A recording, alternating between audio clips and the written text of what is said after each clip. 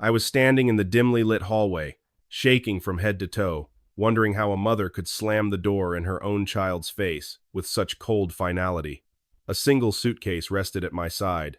Inside that suitcase was everything I owned, everything I had fought to keep after she'd thrown me out like a piece of trash.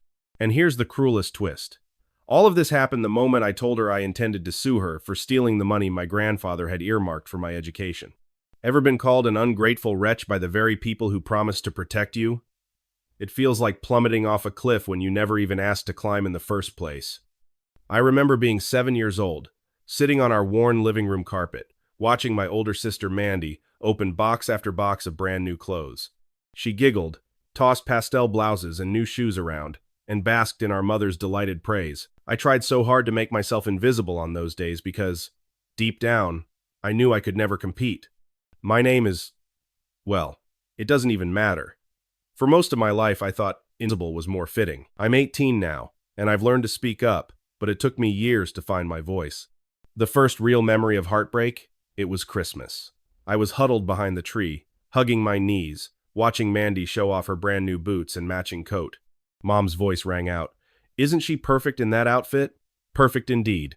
Meanwhile, I got a single knitted scarf, something she probably found in the bargain bin because, according to my parents, there was no need to overspend on me. I still remember the scratchy feel of that scarf against my neck and how it felt like a statement. You are not worth more. Back then, I had no words to define the emptiness, but I did have a sense of dread each time I walked into the house. I never knew if I'd be ignored or scolded. Sometimes it was both. First the silence, then the harsh criticism. Mandy was the golden child, the chosen one who could do no wrong. Our mother doted on her. Our father simply nodded and went along, always too busy, too indifferent, or perhaps too tired to care. I used to believe Grandpa's farm was the only place on earth where the air felt safe to breathe. Every summer, starting when I was 10, he'd pull up in his rusty pickup and shout, "You ready to escape?" And I was. Always. No tears from my parents when I left. Just a distracted, "Be good," followed by a car door slam. That first summer, I remember standing beside Grandpa by the horse paddock. The sun was blinding. I reached up to stroke one of the mares, and he said gently, "You know, you deserve more than scraps." I didn't answer. I think I was afraid that if I said it out loud, it'd make it real that my own family didn't love me the way they loved Mandy. Later that night, I sat by the fire, curled in a blanket. Grandpa placed a second one over my shoulders without asking. "They ever hurt you back home?" I blinked at the flames. Not physically." He nodded like he'd already known. "You're safe here," he said, and for the first time in my life, I believed someone meant it. By the time I was 16, Grandpa's cough had turned into something that echoed off the barn walls. I offered to stay with him full time. My parents agreed too easily, almost grateful to be rid of me. I became his helper, caretaker, companion. We cooked together, I read him the paper, rubbed salve on his aching chest. Then came the day he gathered the family in the living room. I sat on the floor beside his chair. Mandy was texting the entire time. "I want this clear," Grandpa said. "The farm goes to the boys. The cash is split $75,000 to her father and $75,000 to her," he nodded at me, "for college." My mother didn't even try to hide her disapproval. Mandy scoffed audibly. "Why would she need that kind of money for college?" she muttered. Grandpa didn't flinch. "Because she's got dreams, and I intend to see her chase them." He died 3 weeks later. After the funeral, my parents didn't speak to me for days. Then one night, I found the courage. "I need the money Grandpa left. Application deadlines are." My mom cut me off. "Mandy needed it. We gave it to her." "What?" My voice cracked. "You." "What do you mean, gave it to her?" "She has a business to start," she said flatly. "Yours can wait." "You stole my future," I whispered. My heart pounded in my ears. "You had no right." "We raised you," she snapped. "We gave you a home. You want more? Get a job like everyone else." My father stood by the sink, arms crossed, silent. Mandy appeared behind me, smug as ever.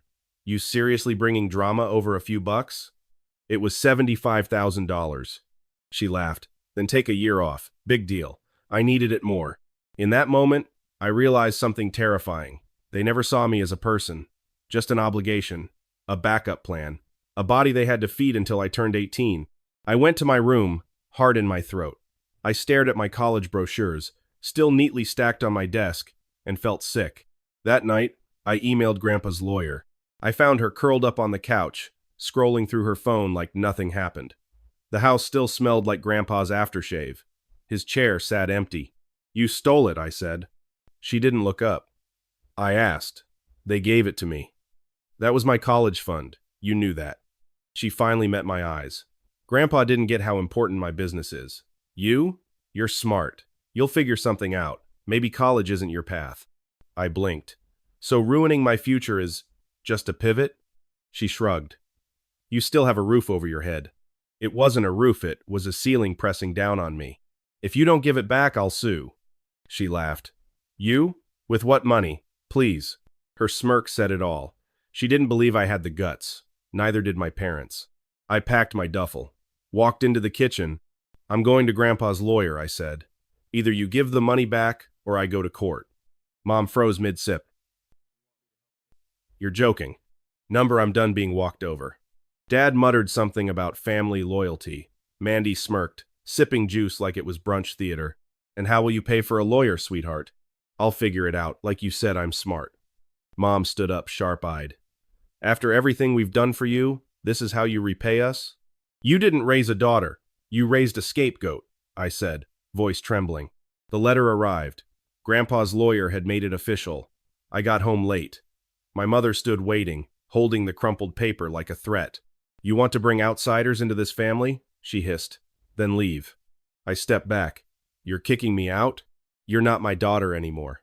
She shoved my bag at me. I heard Mandy laughing from the other room. My father stood behind them like a shadow. He didn't say a word. I stepped into the night with nowhere to go, the porch light flicking off behind me. That was the moment I stopped calling it home. The night I got kicked out, I walked 2 miles with a single duffel bag, a college brochure folded in half and crammed between socks. I ended up on my friend Elena's couch. She didn't ask questions, just handed me a blanket and said, "Stay as long as you need." I started working at a cafe 3 blocks down. Late night shifts, greasy uniforms, cramped fingers. I wiped tables while groups of teenagers laughed about dorm parties and textbooks. I was supposed to be one of them. Instead, I scrubbed floors beneath their feet. Every night, I lay on that couch, staring at the ceiling, replaying the moment my mother called me not her daughter. Was I heartless for taking them to court? Was I doing the right thing? Then Mandy called. "You think this is funny?" she spat. "Mom hasn't slept in days. Dad's blood pressure spiked. You did this." I gripped the phone. "I did this? You stole the money Grandpa left me. You think there wouldn't be consequences?" Her tone turned mocking. "Wow, brave little victim, suing your own family. You always wanted attention, now you've got it." I swallowed hard. "I tried to talk to you all. You didn't leave me a choice." She scoffed. "You'll lose. We have lawyers, real ones. You have a couch and a part-time job. You don't stand a chance." Then she hung up. I stood in the cafe's break room, phone still in hand, chest heaving.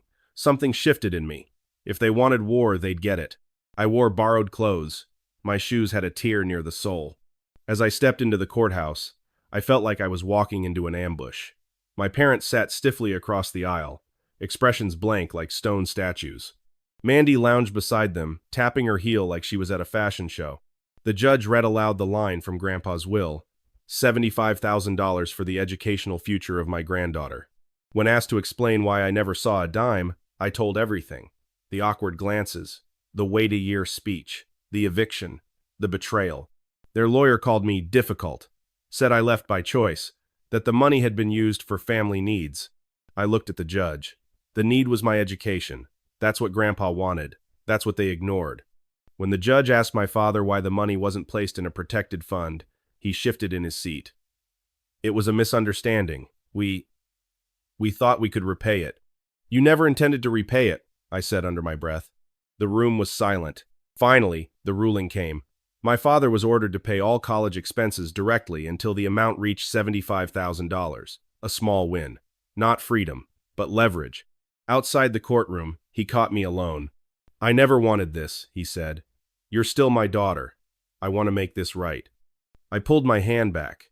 "You stayed quiet while she kicked me out. You watched." I didn't know what to do. I looked at him. "You still don't." Then I walked away. Weeks later, Tuition payments were already behind. I was budgeting bread slices when I got a text from my cousin. Mandy's cafe raided. Illegal machines. She's in trouble. I didn't believe it until I saw the news. A gaming parlor that doubled as a front for underground gambling. Mandy had dumped Grandpa's inheritance and more into it. Raided. Shut down. Employees arrested. Equipment seized. Her name was all over it. I sat in stunned silence. I'd spent months begging for what was mine, while she funneled it into slot machines and backdoor bets. Later that night, I accidentally overheard my mom through the shared phone account. She was sobbing into a voicemail. "We need help. Mandy's facing charges. Please bail. Legal fees. Anything." 2 hours later, my phone rang. Mother's voice, breathless. "She's your sister. She needs help." I sat down slowly. "You're asking me for help?" "She's in jail." I was silent. "We gave you a home, raised you, and now, when we need you. You didn't give me a home, you kicked me out." "She made mistakes, but we're family." I closed my eyes. "Was I family when you erased my name from your door?" There was a pause. Then, "You'll regret this. You're cold, just like him." I smiled faintly. "Then maybe he raised me better than you ever did." I hung up. It didn't take long for the consequences of Mandy's downfall to rock my parents' world. They had to bail her out, and the legal costs were draining them fast. Father started working odd jobs. Mother looked perpetually exhausted. The house they once took pride in was suddenly up for mortgage renewal. Bills were piling up. One afternoon, Father called me, voice low and strained. I know you have no reason to trust me, but I'm depositing your tuition money tomorrow. I promise." I paused, thinking of the times he'd promised me things that never materialized. "I'll believe it when I see it," I said softly. To my surprise, the next day my college account had a substantial deposit. Enough to cover the next semester. For the first time, it felt like perhaps justice was being served. It wasn't a perfect scenario. Me father was effectively forced by the court's ruling, but at least I wasn't going to be forced out of college.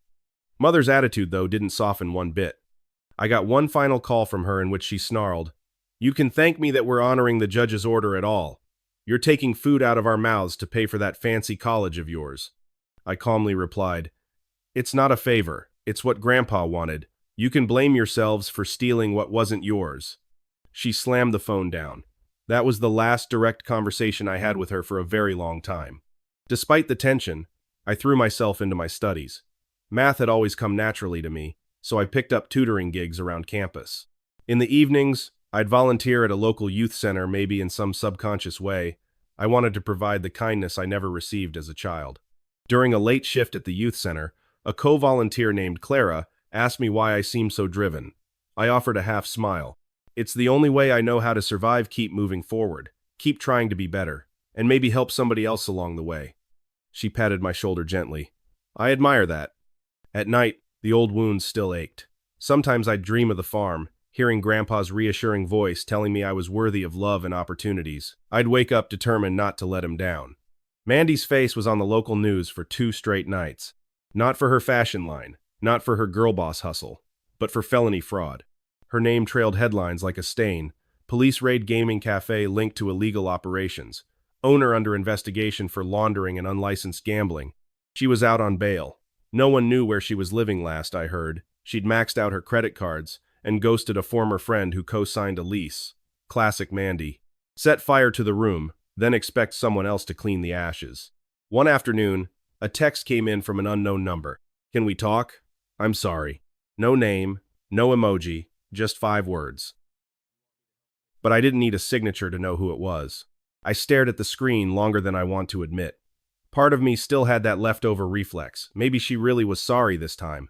Maybe she regretted what she did. But then I remembered the way she laughed when she told me to get a job after stealing my college fund. I remembered her sitting in the courtroom, tapping her nails like the trial was boring. I deleted the message without replying. 3 weeks later, I ran into my mother by pure accident in a grocery store parking lot. She was pushing a cart half full of clearance items. Her hair looked thinner, skin more drawn. For a second, I wondered if I looked older to her, just freer. She spotted me, hesitated, then walked over like a kid approaching a principal's office. "I heard your father's still making the payments," she said. "That's good. That's something." I nodded, careful. "Yes, per the court's ruling." Her lips twitched. He's trying, you know. We're both trying. There was a pause, then came the real reason she stopped me. We're in trouble. The house might go into foreclosure. Your father can't handle Mandy's legal fees alone. She blinked. Would you consider helping? I froze. You want me to help pay for Mandy's defense? She placed a hand over her chest. We're family. Family helps. I let out a quiet, stunned laugh. When I needed help, you threw my suitcase at the door. That was a mistake. I was angry. No, I said, voice firmer now. You weren't angry. You were consistent. You always chose her. Every single time. She opened her mouth to protest, but I cut in. Do you know what it feels like to watch your sister burn your future while your parents hold the match? She blinked, tears welling up. But I couldn't tell if they were regret or desperation. I stepped back. You and Mandy made it very clear I was never part of your we. I'm not starting now. She didn't follow, just stood there in the cold wind, clinging to a plastic bag like it might anchor her to the past. The months blurred into class notes, late-night study sessions, and slow rebuilding. My father's monthly checks continued sometimes late, never with an apology, but they came. For the first time in my life, I felt consistent support, even if it was legally enforced. I joined a leadership program on campus. I helped launch a mentorship club. I built a new version of myself, one that didn't flinch when someone raised their voice, one that didn't mistake guilt trips for love. Sometimes I stood in front of the mirror before midterms and whispered, Grandpa would be proud, and every time I did, the air around me felt lighter. I wrote anonymous confessions online about what it meant to be the family scapegoat. Thousands of strangers messaged back with stories eerily similar to mine. Turns out, being betrayed by your own blood is a quiet epidemic. But healing? Healing could be contagious too. It was my second year of college when Dad messaged me. Coffee? Just talk. No pressure. We met at a hole-in-the-wall place near campus. He looked tired, like someone who had aged too quickly. I should have done more, he said after a long silence. I watched you drown, and I just watched. I stirred my coffee. Why didn't you stop her? Or Mom? I was scared. Mandy was manipulative. Your mother was loud. I didn't know how to pick a side. You picked one, I said quietly. It wasn't mine. He looked down, ashamed. I'm still making the payments. I will until we reach what Grandpa left. That's good, but it's not just about the money. I know. He looked up, eyes red. But maybe we can rebuild something. Slowly. I'd like to know you again if you'd let me. I nodded, guarded. I won't forget what happened, but I'm open to seeing what's possible. As we left, he tried to hug me. I offered a handshake. Small steps, but this time they were in the right direction. Months later came the conclusion of Mandy's legal case. She pled guilty to lesser charges to avoid a lengthy trial. The judge sentenced her to probation, hefty fines, and community service, warning that any violation would result in jail time. The local media had a field day. Mandy, once the beloved entrepreneur, was now branded a criminal who exploited people through rigged machines and shady practices. Word reached me that she was furious, blaming everyone for her downfall, her so-called incompetent business partners, her disloyal friends, even my parents for not providing her with more support. Not once did she publicly accept responsibility. She certainly never apologized to me. One late afternoon, she showed up outside my dorm. I spotted her through the window, pacing by the entryway, arms crossed. I hesitated, heart pounding. Did I really want to face her? A wave of old anger and disappointment surged, but curiosity pulled me down the stairs. We stood a few feet apart, the autumn wind cutting between us. She broke the silence first. I've lost everything. My business is gone. My reputation is ruined. I can't even get a decent job now. You got what you wanted, right? I drew in a slow breath. What I wanted was to go to college. You took that from me. All I did was fight to get it back. Her eyes flashed. You have no idea what it's like for me now. People treat me like I'm a monster. I set my jaw. Maybe you should have thought of that before you stole my college fund and started an illegal gambling ring. She bristled. If Mom and Dad had just given me more time, I would have made it work. Now I'm a social pariah. Something about the sheer selfishness in her voice made me realize she'd learned nothing. You're not here to make amends, I murmured. You're here to blame me for your mistakes. She took a step forward, voice trembling with resentment. I just need a little help, a few $100s to get me through. I held up a hand, cutting her off. Absolutely not. Her face contorted with rage. You're my sister. Funny, I don't recall you caring about sisterhood when you told me to give up on college. She threw her hands up in frustration. So that's it? You're just going to watch me suffer?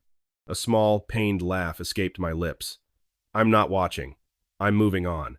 Whatever consequences you face, you brought on yourself. She opened her mouth as if to hurl another accusation, then stopped.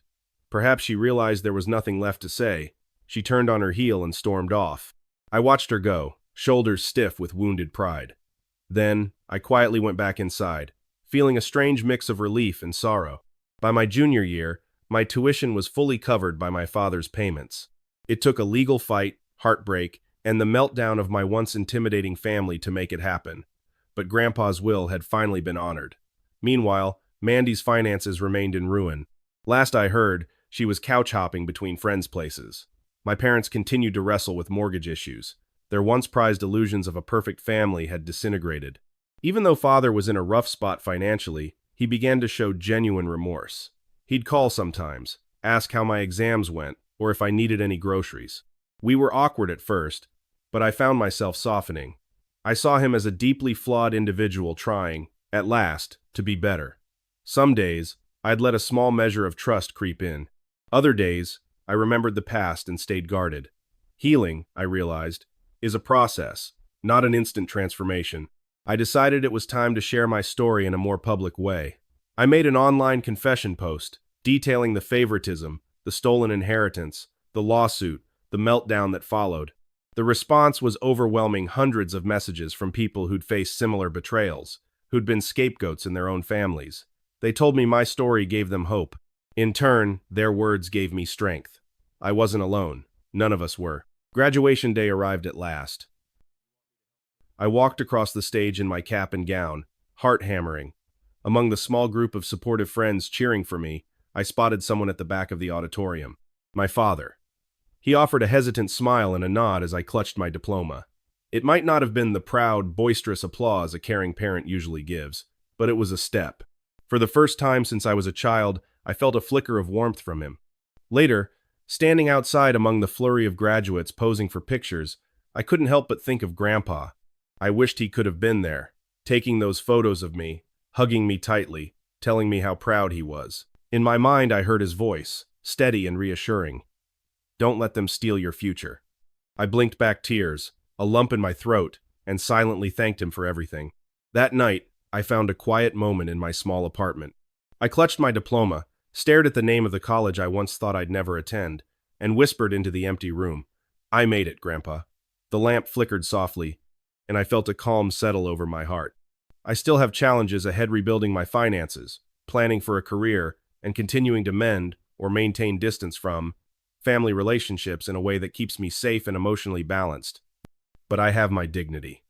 I stood up for myself when nobody else would, and for that, I feel no regret. Some people say justice is never truly served in family disputes, but in my case, justice brought a kind of peace.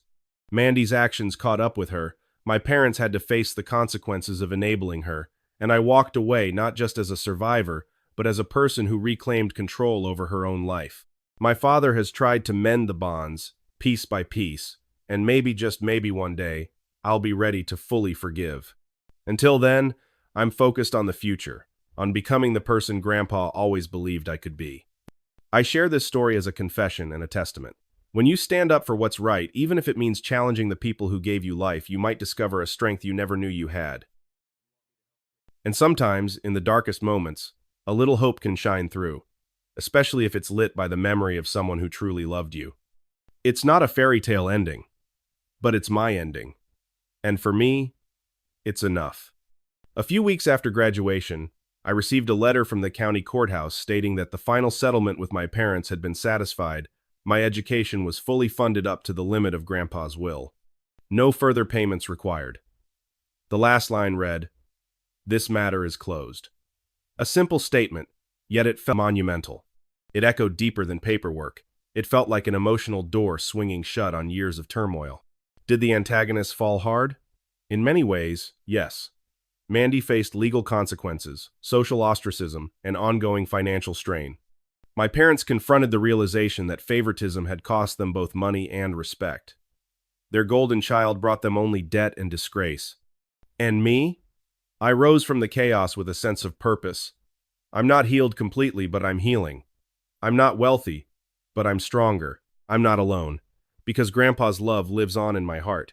I carry his legacy, not just in the education he fought to provide, but in the knowledge that real family stands by you, defends you, and never kicks you out when you need them most. I am living proof that you can break free from even the most toxic of circumstances.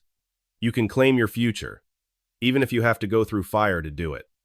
And if you're reading this, wondering if you have the courage to stand against a force that feels bigger and stronger, trust me, you do. Just take that first step, then the next. Keep going until you reclaim what was always meant to be yours, your life, your worth, and your freedom.